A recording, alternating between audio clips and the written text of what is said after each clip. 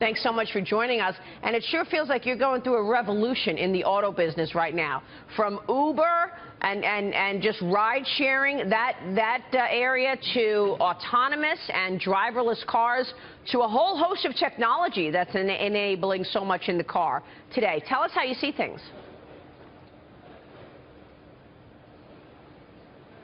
Well, as you said, Maria, it's a very exciting time in the auto industry, and we're using this Mobile World Congress. We're introducing our new Ford Kuga, but we're using this Congress again to highlight how we're transforming ourselves from an auto company to an auto and a mobility company, and really embracing that and embracing the technological change, but also at the same time keeping focused on our core business of building great cars and trucks, but also really looking at these mobility options and services going forward and seeing how we can play a part in serving customers' lives with that. So what kind of practical things should we expect from this car and from what you're churning out in the coming years in terms of mobility and some new features?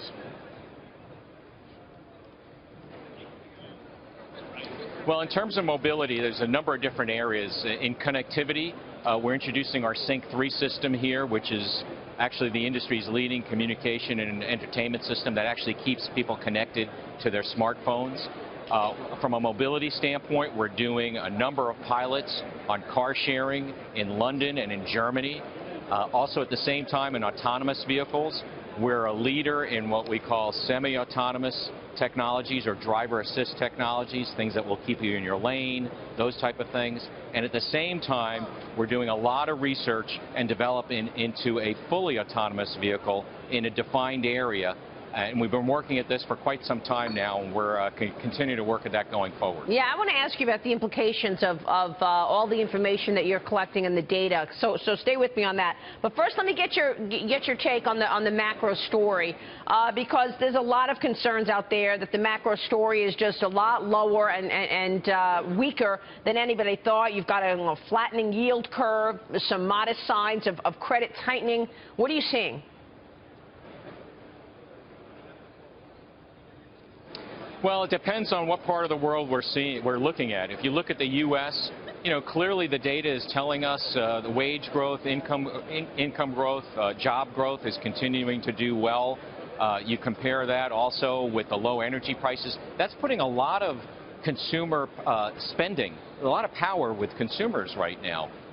So fairly well in the U.S., of course, we're always on the alert for the downside. And when you marry that with just the age of the car park in the U.S., we think that bodes well for the auto industry going forward, but we'll watch it closely. Europe, we're seeing continued moderate growth. China, we're still seeing growth, particularly in the car industry, but watching it closely. And in South America, clearly continued contraction in the economy and the car business, given the situation down there. So it's a bit of a mixed bag across the world, but overall, we think globally about the same as last year. Let me get your take on what's going on in terms of the Apple story, Mark, because we're having a real controversy on set this morning. Apple's resistance to the government's push to get around its security. I mean, you're running a company that has now access to all this data and information. If you were in this place, would you let the government see all of that information? If you were asked and got this similar request from the FBI, what would you do? Well, it's a really important question, Maria, and clearly we don't collect data only if customers opt in and allow us to do that. And our approach as a company, very simply, is we take the security and the privacy of our customers' data very, very seriously. We view customers as owning their own data. We want to be trusted stewards of that, and we're committed to make sure it's protected.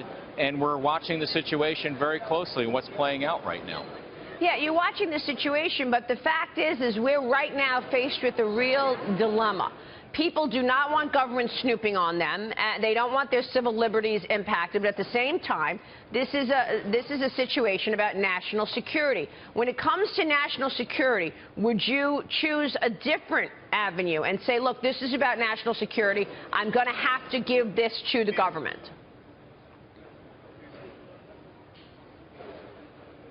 Well, as we've done in our business in the past, where we have been asked in certain situations for crashes and things of that nature, where we've been basically from a legal standpoint, asked to give data, we do that. But in this case, in terms of the privacy of data, clearly that's a big issue, and as we said, we're watching the situation closely. So you don't know. It's case by case is basically what you're saying. You can't, it's not a blanket answer. It's not a blanket answer because there are different circumstances, but from our standpoint, as I mentioned earlier, we're really committed to making sure that we protect customers' data. Mark, what's your strategy around Uber? I know that, look, I was talking to Mark Andreessen recently, of course, the big investor in technology companies. He said in the future there are going to be 4 car companies, okay? Apple, Google, Tesla, and Uber. He said those are the... I know Ford, has a different vision in terms of the car companies out there, and obviously you need a manufacturer of cars. But how are you going to handle all of these companies coming from ride-sharing to driverless cars, trying to take your business out?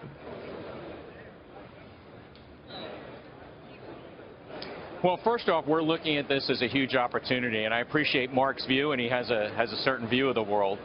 From our standpoint, going forward, we're going to have our core business, which is designing and developing great cars and trucks. And let's face it, Maria, during our lifetime, majority of the population of the world is going to continue to buy and drive and own vehicles the way they've had for many, many years.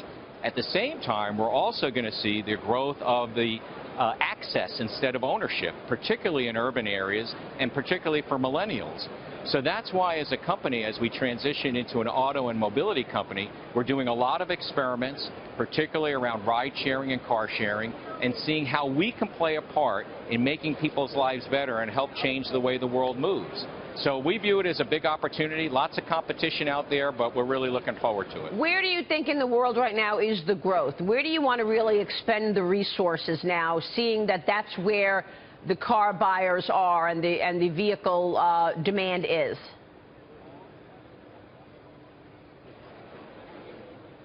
Well, we see growth in a number of different areas. We see moderate growth in the U.S. and in places like Europe. In China, there's been a lot of discussion about what's going on, but when you look at the demographics, clearly as it transitions from an investment and industry-led economy to a consumption one, it doesn't change our long-term view of the prospects for growth there. So China, India, but also at the same time, we see a potential lot of growth in the mobility services area. And how can we have a business model there that allows us to have recurring revenue, which complements our core business and maybe quite possibly be less sensitive to the business cycles?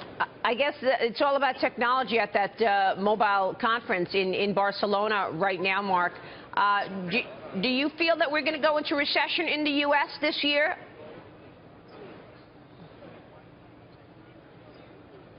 Well, everything that we're looking at in terms of the economic metrics tells us no.